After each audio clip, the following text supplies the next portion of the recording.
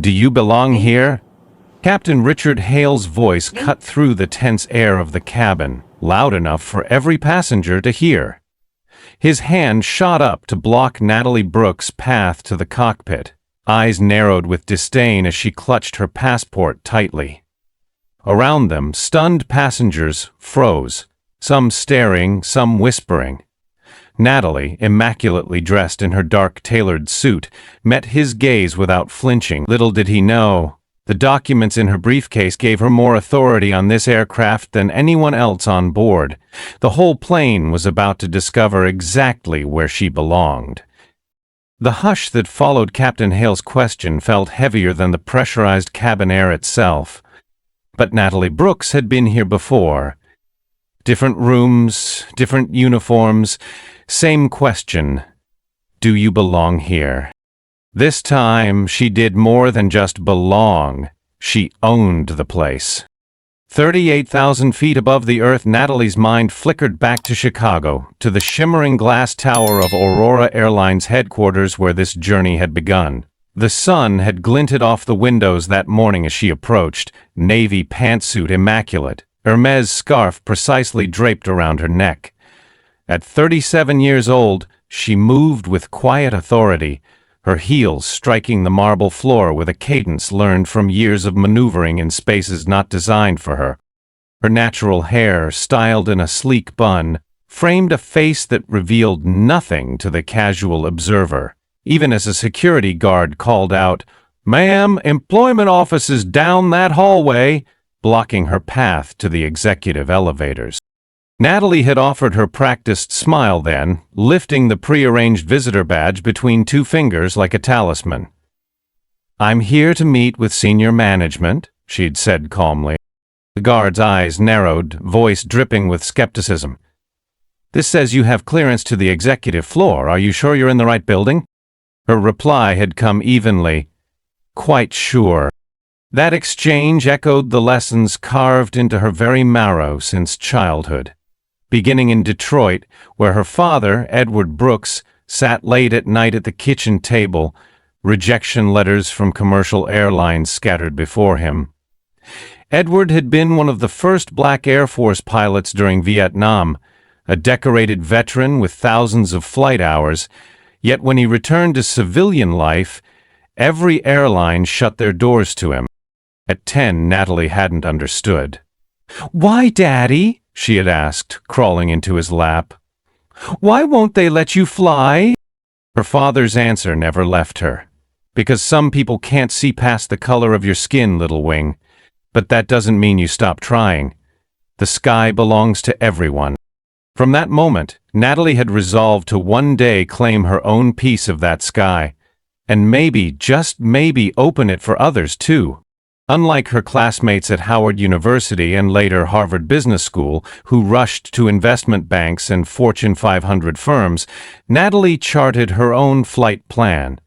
She built an investment portfolio quietly but relentlessly, acquiring interests in undervalued but essential industries, tech startups, logistics firms, and aviation support companies.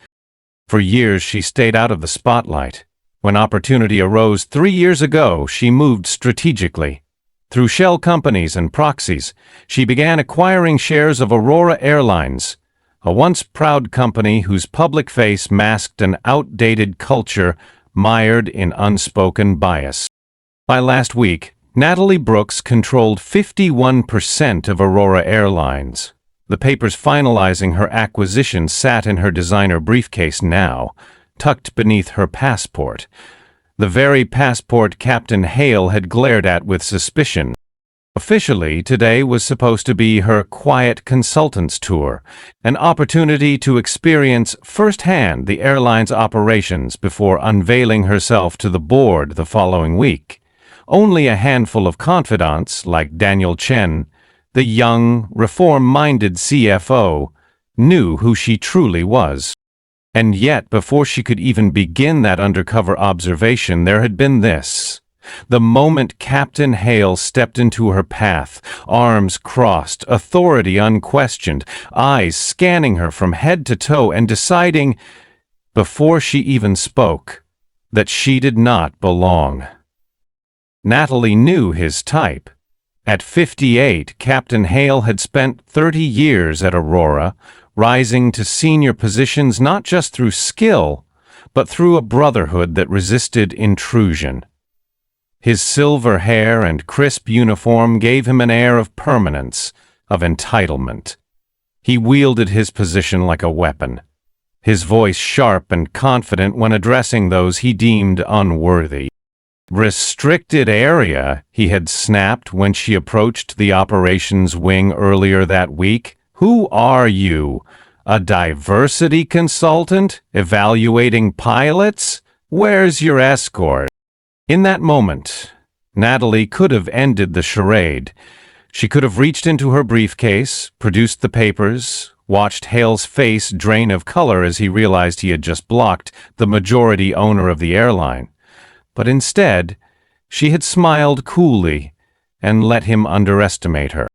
Because Natalie Brooks was not interested in surface-level compliance. She wanted the truth, the rot beneath the glossy brochures and diversity and inclusion pamphlets Aurora handed to passengers. Now, standing before him again on this airplane, with dozens of passengers' eyes fixed on them both, she recognized the gravity of this moment. Captain Hale's question wasn't just personal, it was emblematic, and her answer would resonate far beyond this aisle. Behind her calm gaze, she carried the full weight of her father's legacy and her own determination. The sky belonged to everyone. She didn't just belong here. She owned this sky. Natalie Brooks's pulse thrummed steadily beneath her calm exterior as she stepped back onto solid ground at Aurora Airlines headquarters the day before the confrontation on the plane. The sprawling campus, a gleaming testament to aviation engineering, felt imposing and familiar. She had spent weeks preparing for this day, weaving her identity behind layers of corporate proxies. Only a few insiders, like CFO Daniel Chen, knew that the woman standing there, visitor badge pinned neatly on her tailored lapel, now controlled 51% of the company. Her itinerary was simple but strategic. Tour the operations center, observe training programs, and experience Aurora's true corporate culture firsthand, unfiltered by the performative respect that her title would command if revealed too soon. The first test came faster than expected. As she approached the glass walkway that connected the corporate headquarters to the restricted pilot training center, the quiet hum of the lobby faded into tension. A tall, broad-shouldered man in a pressed Navy uniform with 4 gold stripes blocked the threshold. Captain Richard Hale himself. Aurora's most senior pilot and director of flight operations stood like a sentinel, arms folded, gaze icy and unyielding. "This is a restricted area," he said flatly, without so much as a greeting. Natalie offered a brief, professional nod and raised her visitor badge. "I've been granted clearance for today's facility tour. I believe you were informed I would be arriving." Captain Hale's eyes dropped to the badge, then scanned her from head to toe with a glance that stripped more than measured. "You?" he asked, his voice dripping with skepticism. "A consultant? Evaluating flight operations? Are you sure you're in the right place?" Behind him, other pilots lingered, casting curious, and some barely concealed, derisive glances toward her. Natalie felt the familiar heat rising in her cheeks, but she tempered it instantly, allowing only calm precision in her voice. "I'm Natalie Brooks. My appointment was arranged through finance and HR," she said evenly. "I'm here to review training protocols as part of an operational assessment." Hale snorted. "I wasn't told. And frankly, we don't appreciate outsiders poking around sensitive areas, especially—" He let the sentence dangle, his eyes narrowing, inviting the audience around him to fill in the unsaid prejudice. Natalie caught the quick smirks exchanged among the pilots. The message was clear. You don't belong here. Not in this space. Not among us. Still, she didn't waver. "I'm not here to interfere, Captain Hale. I'm here to observe." His face hardened further as he stepped closer, reducing the gap between them to a mere breath. "Do you belong here, Ms. Brooks?" His voice was loud enough for nearby staff to stop what they were doing and turn to watch. "Because from where I stand, you look more suited for a photo shoot than a briefing room." The words sliced with deliberate cruelty, intended not just to challenge her credentials, but to humiliate her publicly. But Natalie, years practiced in absorbing such slights without showing the wound, remained still. Her heart, however, raced. She thought of her father again. How many times had he endured this same brand of thinly veiled contempt? How many doors had been closed to him with the same cold smile and dismissive tone? Natalie could have ended this scene right there. She could have handed him the legal documents confirming her majority ownership. She could have summoned security and watched the pilot's smug expressions dissolve into horror as they realized who she really was. But she didn't. She smiled, a small, controlled curve of her lips that betrayed nothing but confidence. "Perhaps there's been a miscommunication, Captain," she said smoothly. "I'll contact Mr. Chen in finance to confirm my access." Her response, calm and non-confrontational on the surface, masked her deliberate strategy. She needed to see how deep this rot went. Hale's dismissiveness wasn't personal, it was systemic. She was here not just to gather data on flight operations, but on culture itself, and this moment was giving her exactly what she needed. "Good," Hale snapped, interpreting her deference as submission. "Until then, please wait in the lobby. Restricted areas mean restricted, regardless of what badge they gave you." As she turned to leave, she caught his muttered comment to a colleague, delivered with a smirk. "These diversity consultants are getting bolder every year, probably here to file another lawsuit." The pilots laughed softly. Natalie kept walking, back straight, head high, but inside, her anger burned hot. In that brief encounter, Captain Hale had not only confirmed her suspicions, but exposed Aurora's toxic undercurrent for all to see. What he didn't realize, what none of them realized, was that she wasn't just here to evaluate their culture. She was here to change it. Natalie Brooks didn't linger in the lobby after Captain Hale's humiliation. She moved quietly but purposefully, retreating to an empty conference room where she could regain her composure and adjust her strategy. Her phone buzzed almost immediately. It was Daniel Chen, Aurora's CFO and one of the few who knew her true identity. "Ms. Brooks," he greeted her in a low, apologetic voice. "I heard what happened this morning. I'm sorry about Captain Hale's behavior. It seems word of your visit didn't reach everyone. Or perhaps wasn't meant to." "I expected as much," Natalie replied, her voice clipped but calm. "We stay the course. Let's begin the full tour. No advance warnings." Daniel hesitated briefly before agreeing. "Understood. I'll meet you in the lobby in 5 minutes." When Daniel arrived, he didn't waste time with platitudes. Together they began their unscheduled circuit of Aurora's operations, a journey Natalie had designed not just to review logistics, but to peel back the veneer of equality the company projected outwardly. Their first stop was the Flight Operations Control Center, a vast room alive with blinking monitors tracking Aurora's fleet worldwide. But Natalie's sharp eye quickly caught a telling detail.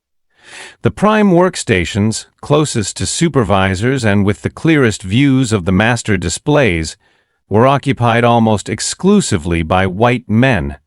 Women and employees of color worked along the periphery, where monitors flickered and headsets occasionally crackled with static interference.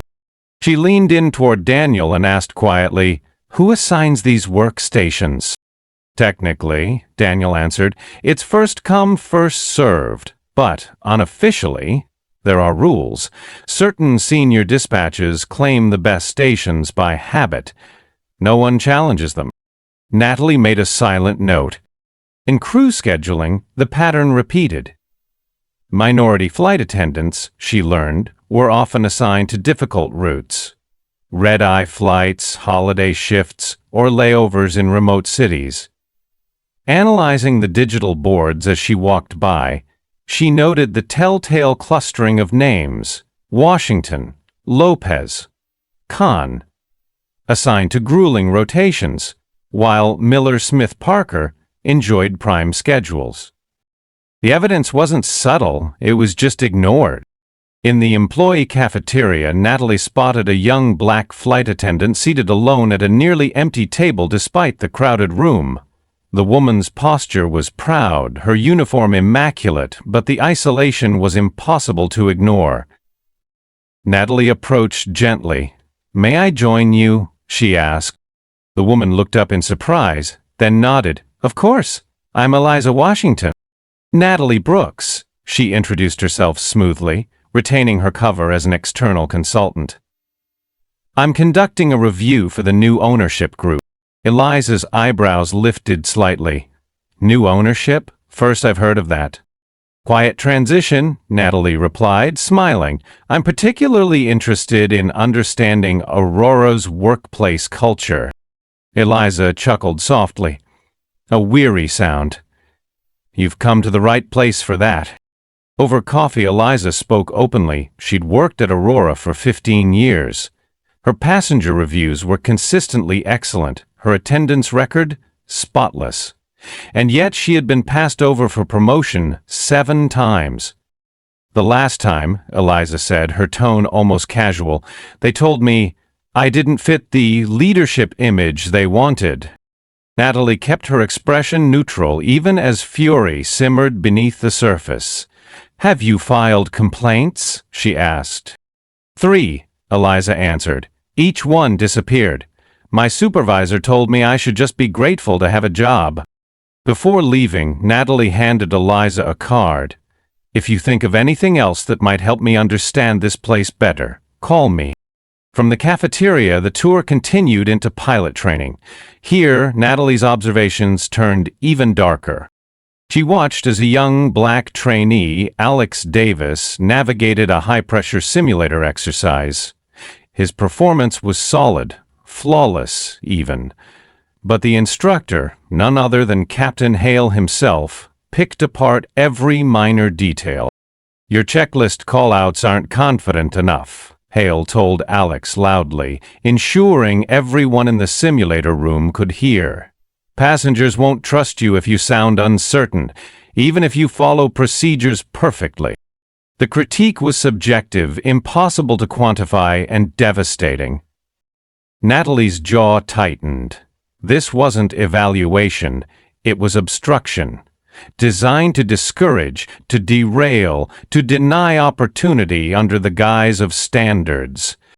She waited until Alex stepped out of the simulator, shoulders stiff but head held high. Catching his eye, she spoke softly. "That was a solid performance." Alex blinked, startled. "Thank you, ma'am. But it won't matter. That's my 3rd check ride failure. Company policy says 3 strikes, and you're out." Natalie pressed her card into his palm. "Don't give up," she said, locking eyes with him. "Things are going to change." As she walked away, she felt a steely resolve settle deeper in her chest. This wasn't just about ownership anymore, it was about legacy. Her father's, her own, and those like Eliza and Alex who deserved better. The next morning, Natalie Brooks awoke to a flurry of notifications on her phone. Messages, emails, alerts that sent her stomach plunging before she even swung her feet out of bed. Aurora Airlines was trending on every major financial news site, but for all the wrong reasons. "Unqualified outsider threatens legacy carrier's stability," read one headline. "Anonymous sources question Natalie Brooks's sudden rise to ownership," blared another, complete with grainy photos from her private social media accounts, torn out of context to fit a narrative she hadn't authorized and couldn't control. Worse still, aviation industry blogs, often frequented by pilots and crew members, had begun circulating claims that she planned to replace merit-based hiring with diversity quotas, stoking fears that Aurora's sterling safety record would suffer under her leadership. Natalie sat frozen for a moment, her mind racing. Only a handful of people even knew she controlled the majority stake. And Captain Hale wasn't one of them. At least she had assumed he wasn't. Her phone buzzed again, this time with an unknown number flashing across the screen. Against her better judgment, she answered, placing the call on speaker as she reached for her tablet to begin scanning the news. A digitally distorted voice cut through the silence. "Ms. Brooks, we know who you are. The question is, does everyone else need to know before you're ready? Check your email." The line went dead. Natalie's heart pounded as she flipped to her inbox. There it was, an anonymous message, subject line empty, with a single attachment. A full copy of her confidential purchase agreement for Aurora Airlines, complete with sensitive financial details, and the names of proxy companies she had used to keep her identity hidden. And a chilling final sentence. "Stay in your lane, or crash and burn." A warning and a declaration of war. Moments later, Daniel Chen called. His voice, usually measured, was taut with urgency. "Natalie, you've seen the headlines?" "I'm looking at them now," she replied tersely. "This is a coordinated attack," Daniel said, "and it's working. I've already received nervous calls from 3 board members. The narrative is shifting away from your qualifications, away from culture, and toward pure fear-mongering about stability and safety." Natalie closed her eyes for a second, feeling the knot tighten in her chest. They were forcing her hand. She'd planned to reveal her ownership on her own terms, after gathering sufficient data to root out systemic problems before proposing change. But now her cover had been blown. And worse, her reputation was being weaponized before she could even take her seat at the table. "How far is this going, Daniel?" she asked. "Further than we thought," he answered grimly. "Jackson Miller, the VP of Operations and a known ally of Captain Hale, has been working the phones all night. And there's talk of an emergency board meeting to discuss a competing acquisition offer from Sky Global Airlines." Natalie sat upright. Sky Global was Aurora's fiercest competitor, a ruthless player known for slash-and-burn takeovers. If they acquired Aurora, there would be layoffs, gutted departments, and any hope of creating an equitable culture would evaporate overnight. "And the pilots?" Natalie asked. Daniel hesitated. "Captain Hale called an informal meeting this morning. Word is he's encouraging a vote of no confidence in your leadership before you've even officially taken over. He's framing this as a battle for safety and standards." Natalie exhaled slowly. The strategy was clear now, a multi-pronged assault designed to undermine her before she could act. Leak confidential information to seed doubt, manipulate the media to spread fear, then stir unrest internally to create the illusion of chaos, justifying a sale to Sky Global. It was a classic playbook, but it relied on one thing: her folding under pressure. That wouldn't happen. "Set up meetings for me today," she instructed Daniel. "No speeches, no big announcements, just one-on-one and small group listening sessions with staff. I want to hear their real stories. We'll collect testimonies, patterns, proof of everything they've buried." Daniel agreed immediately. "We'll need to move fast. The emergency board meeting could be called at any time." Natalie glanced back at her phone screen where the anonymous email still glowed ominously.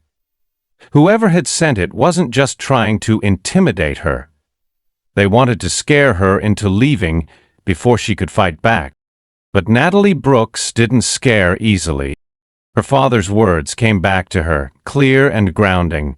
"The sky belongs to everyone, little wing. You fight for your place in it, and for theirs too." The afternoon air in Chicago felt heavier than usual as Natalie Brooks stepped out of Aurora's headquarters for a brief respite, only to feel the buzz of her phone again, this time a message from an unknown number. Executive Parking Garage Level 3, 20 minutes. Come alone, a friend. Her instincts bristled. It could be a trap, or it could be exactly what she needed. Natalie weighed the risk, then texted Daniel Chen a single instruction. If I'm not back in 30 minutes, call security. 20 minutes later, she moved carefully through the dim light of the parking structure. Near a secluded corner, a figure leaned against a sleek black car, arms crossed. Jackson Miller.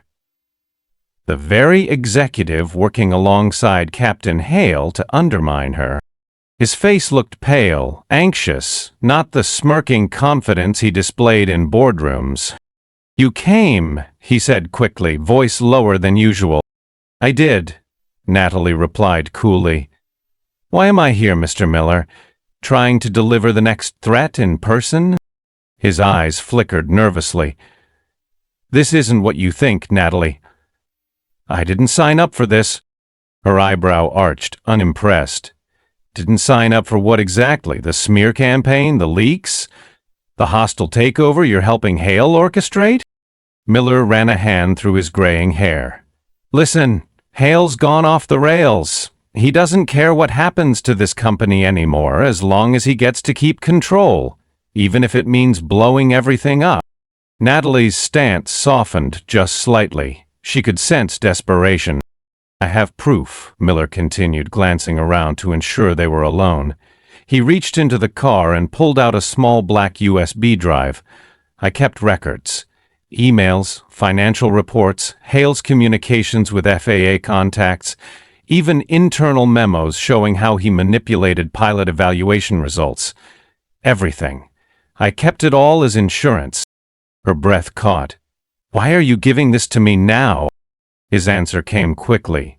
"Because Hale's willing to sink Aurora to stop you. I wanted a bigger seat at the table, sure. But he's willing to fabricate safety crises, sabotage operations. It's not just business for him anymore. It's obsession." Miller handed her the drive. His fingers trembled slightly. This will show the board everything, not just discrimination. Systemic abuse of process, fraudulent evaluations, fabricated expense reports, FAA manipulation, and that cover-up 5 years ago with the hard landing in Chicago. You know about that? Natalie's pulse quickened. She did know. She had spoken with William Turner, the former first officer who had lost his career after Hale blamed him for that incident.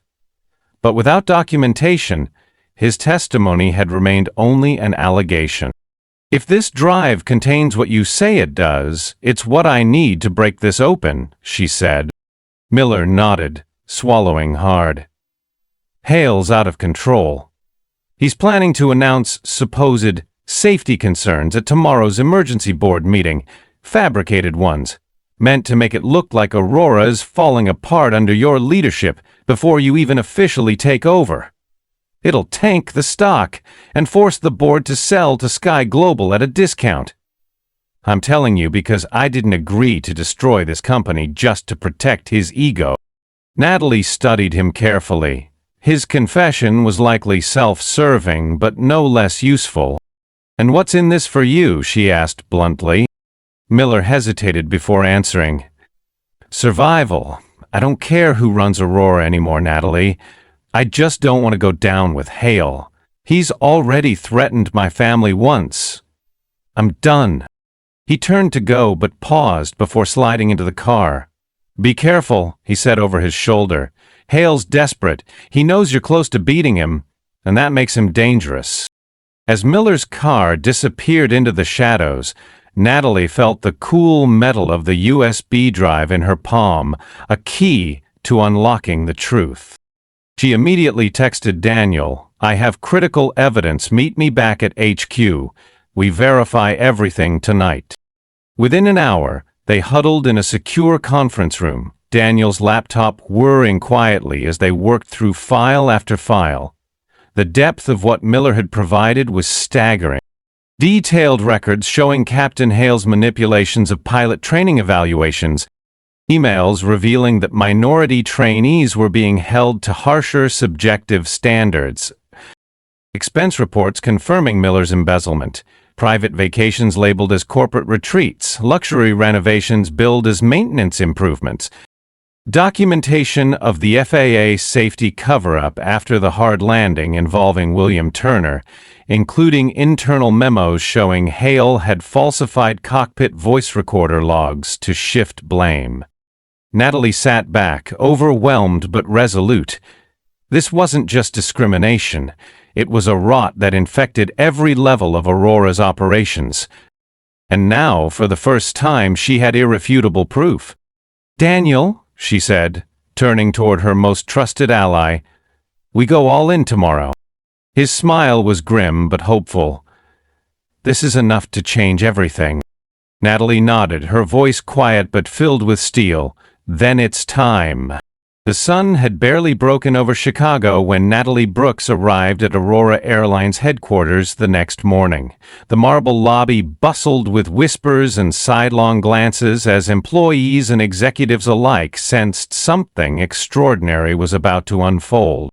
At exactly 9:55 a.m., she stood outside the heavy oak doors of the boardroom, her crimson suit immaculate, her briefcase containing not only the proof she needed, but the determination of a lifetime. Inside, the long mahogany table gleamed under the recessed lights, its polished surface reflecting the anxious faces of the board members. At the head of the table sat Edward Whitman, Aurora's chairman, a man whose family name had graced Aurora's leadership since its founding. And seated prominently beside him, though with no official board seat, was Captain Richard Hale. His uniform was perfect as always, 4 gold stripes catching the light, his face the very image of calm confidence.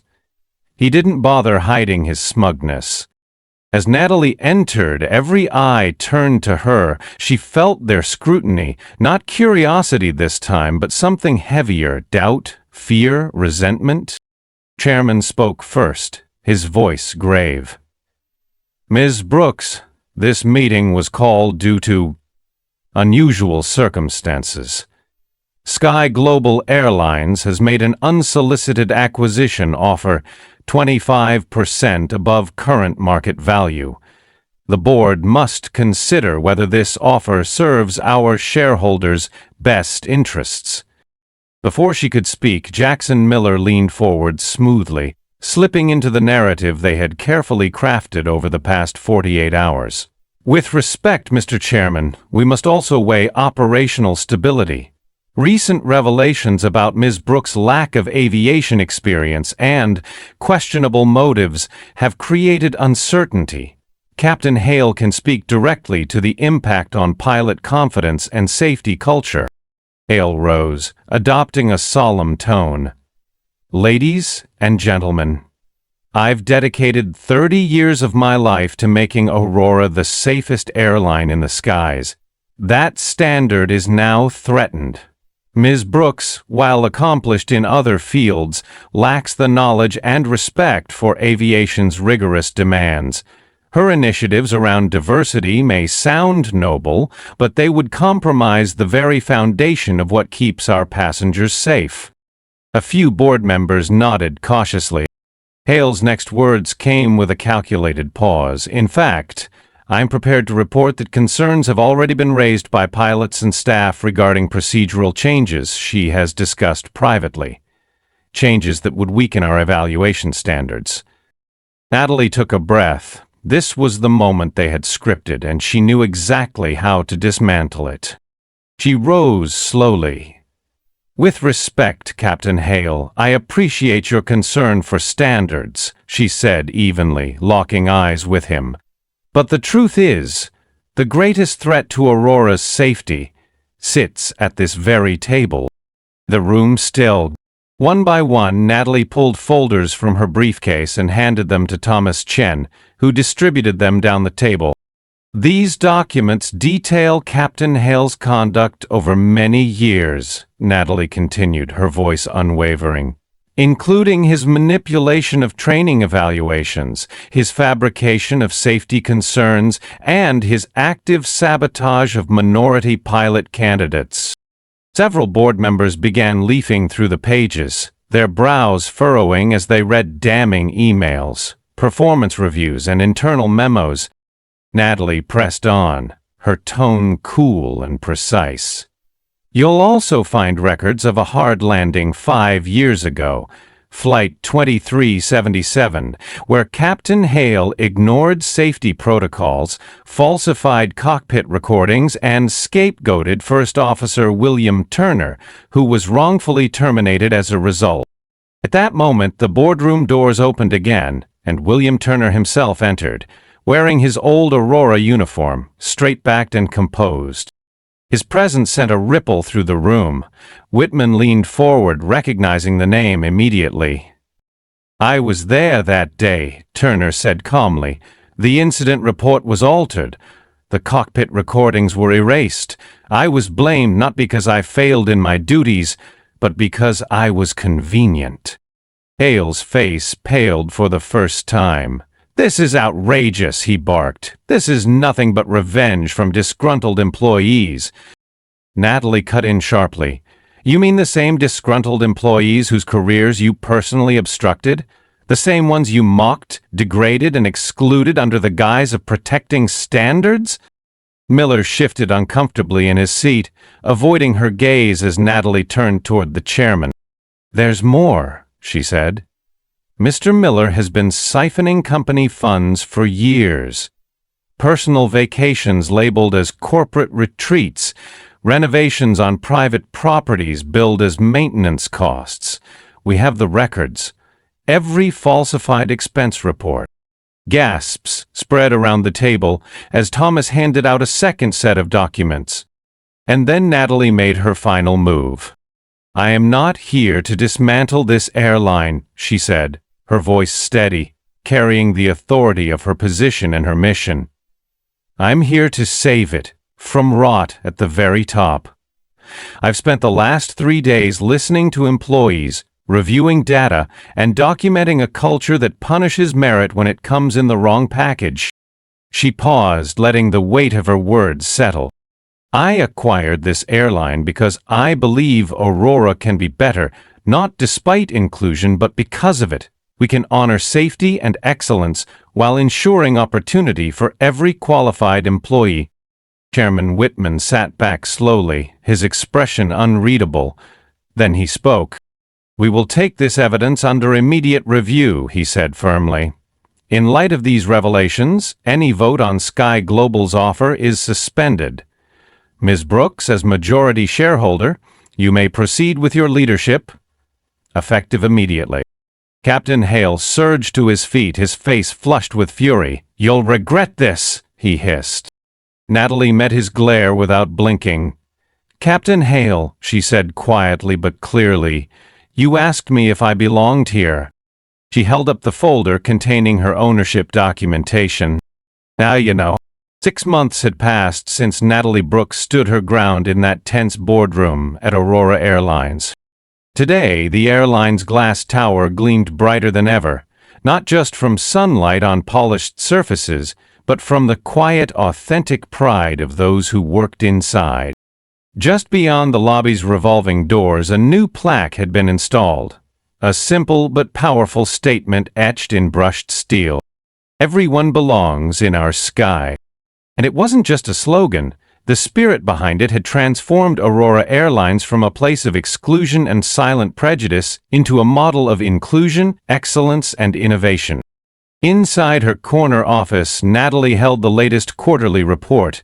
Profits up 18%, customer satisfaction at all-time high, employee turnover down 60%. But beyond numbers, what mattered most was culture. Flight crews now reflected the diversity of the passengers they served. Promotions were based on clear, fair standards. Evaluation rubrics had been rewritten to eliminate subjective bias. thanks in part to William Turner, who now served as Director of Pilot Training after Natalie reinstated him with honor. Across the company, once marginalized employees stepped forward, their talents finally recognized. Eliza Washington, whose quiet dignity had first caught Natalie's attention in the cafeteria, now led cabin crew development, mentoring younger colleagues with warmth and wisdom. And Alexander Davis, the promising young black pilot Hale had tried to push out, was now Aurora's youngest ever captain, his name on the roster for that afternoon's prestigious Chicago to London route.